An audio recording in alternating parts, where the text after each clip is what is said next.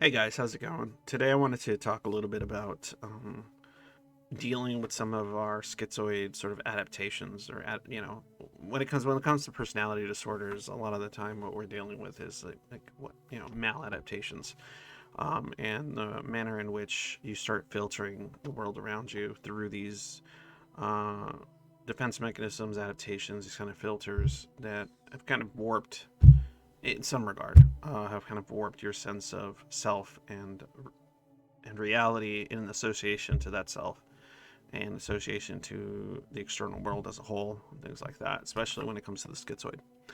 So, what I wanted to talk about was more ramble about or whatever, because it's not scripted, is how to deal with some of this stuff, how I think about dealing with some of this stuff, what goes kind of through my mind while I'm going through it. Before, when I was younger, and as many of you are, I didn't really think about what was going on. I just experienced it, right? And I didn't quite comprehend what was happening, and it would make you feel like you were going insane or everything was collapsing around you, like your world, and you had to retreat into this kind of inner world type situation, whatever that shape it may take. But what often happens is a very specific event in your life at some given moment. Somebody says something that troubles you.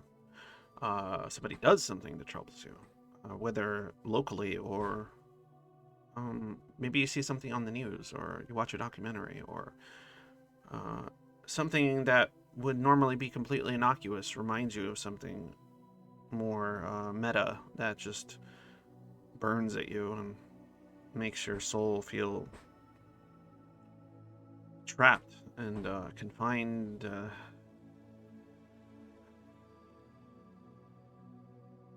think you get the drift. So when that happens, whatever those triggers may be, and for different Zoids, I find that they vary. For some, it's like something interpersonal, or even being confronted by or having to take part in the interpersonal in some capacity. Maybe you have to go to a party because of your family, you have to do a get together, or like I said, it could be so many things that could kind of start creating these like thoughts of external pessimism, because it'll start with one thing and it won't stay at that one thing. It's not like something will make you sad or uncomfortable or whatever, and that's one thing is the thing that you ruminate on, right? For the schizoid, oftentimes what happens is you get the one thing, regardless of what it is and what shape it takes, and then it's unique to the each Zoid out there, because we all have different personalities, right, and interests and passions and lack thereof. Um, Things that grab our attention for whatever reason. It won't stay on that one thing. It'll go from that thing, and as I've explained before, to whatever upper categories, and it'll just get more and more meta.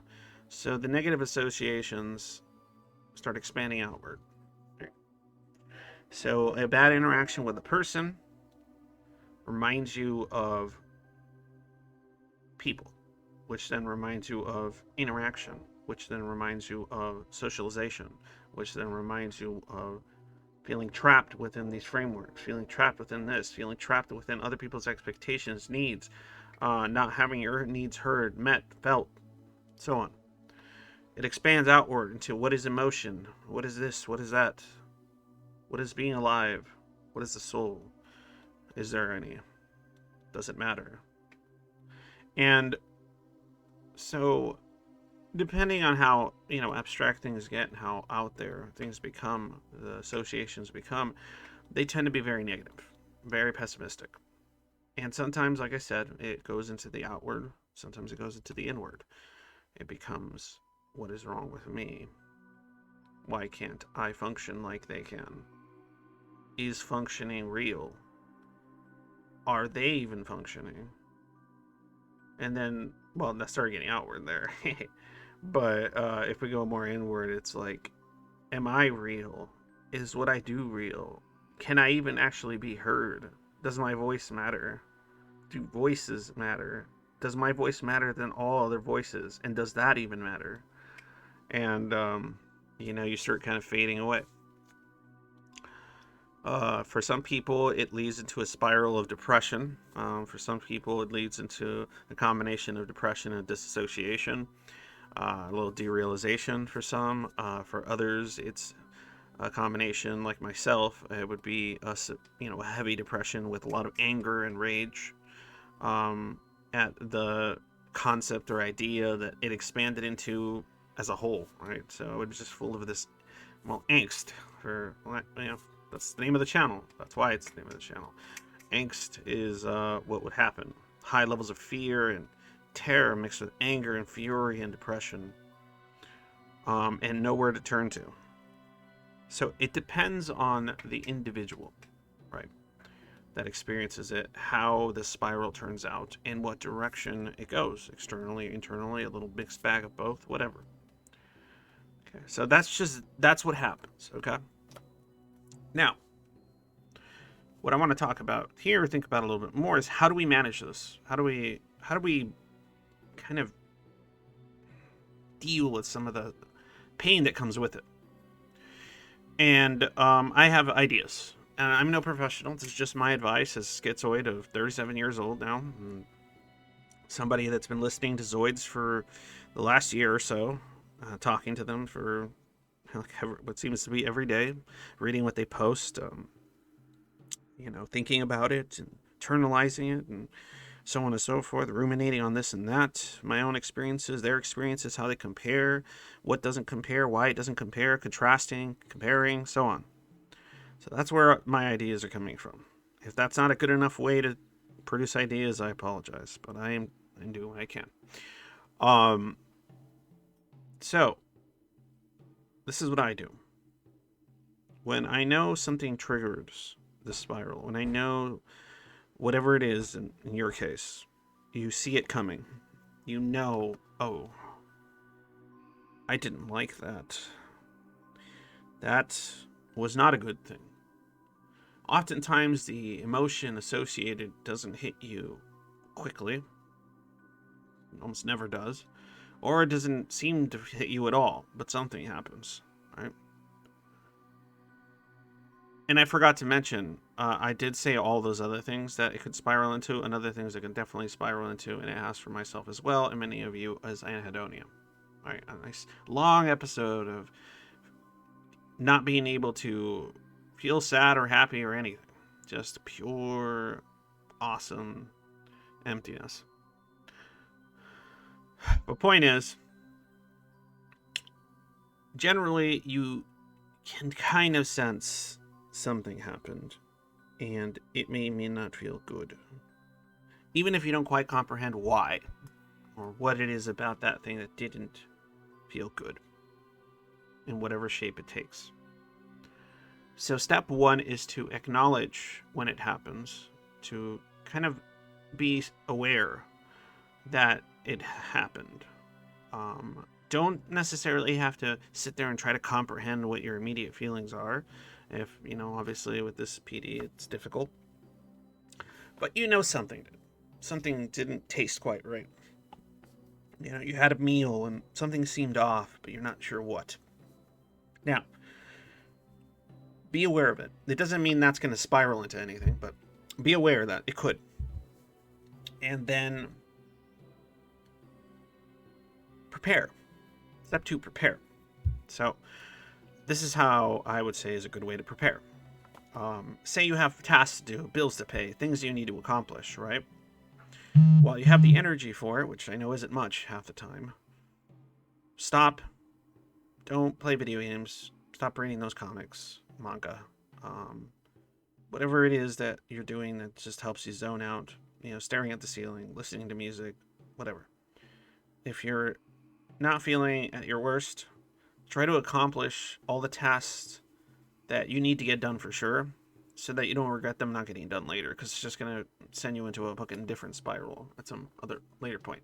So, if you know something was, for lack of a better phrase, like a triggering event or something, like I said, it can range from anything to something that actually happens in your life to something you see or something you watch someone else experience, whatever. Get the stuff done before it starts settling in, because you can start feeling it settle in. You can start feeling it growing, whether it's resentment or fear or anxiety, some kind of anxiety, frustration, sadness, or like I said, emptiness. A sense of emptiness, a void, if you will. The void begins to grow and expand, right? So get that stuff done as you can feel it that it's beginning. Almost like preparing for the possibility that it's going to happen.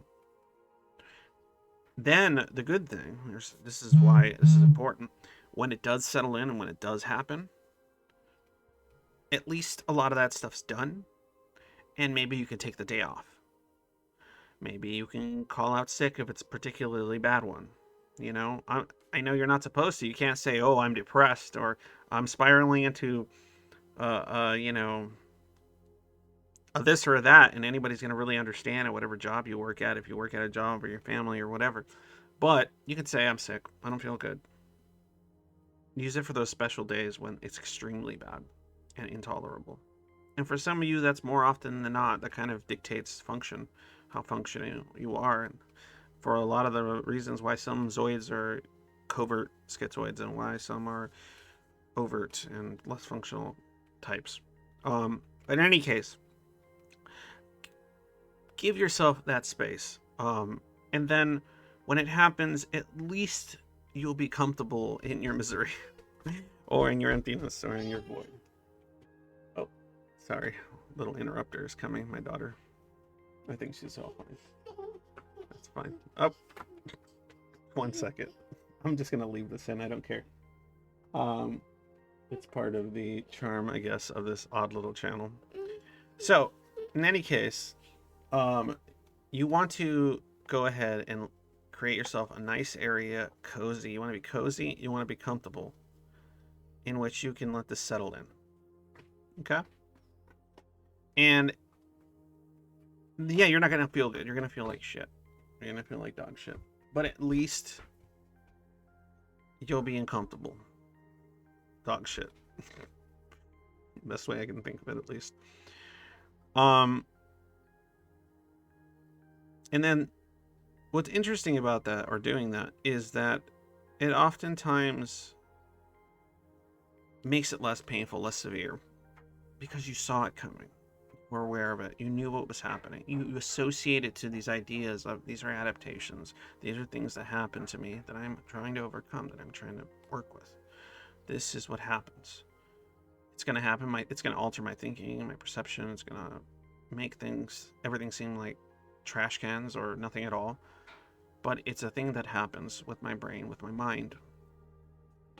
If you want to associate it to, spiritual concepts that you find important, or ideas, or philosophical, conjoin it to things like that, whatever will help you during those moments, attach it. That's fine. You want to intellectualize it a little bit? You want to look at it more medically? Like, oh, this is a chemical thing? Okay, fine, whatever. But know what's happening. Make some room for it. Make sure things are done before it kicks in. Because when it does, and you know it does, you'll be comfortable. Now, with all that thinking in mind and creating this area in which you can just wallow in your own, stew when that happens, all that awareness in combination with creating a low stress environment will make the episodes a little bit less severe. And you can write it out a lot easier. And you'll kind of come out of it more lucid once it kind of slowly fades over you. And I mean, I'm not saying you're going to come out of it feeling amazing or feeling much of anything, because that's the problem. But at least you'll be back at room temperature. I guess that's the best way I can put it. And then when you're at room temperature, that's when, you got to keep working at it. That's when you kind of keep thinking about this stuff and thinking about these adaptations and thinking of ways that one can work on it and overcome it. And whether it's reading literature or watching this stuff or going on the server, which you can go on there and talk to the schizoids, but whatever. And it's a community specifically for that. Whatever it takes. Make things easier for yourself during the times that it's not as debilitating. And if you do that, well, you'll find that over time, it will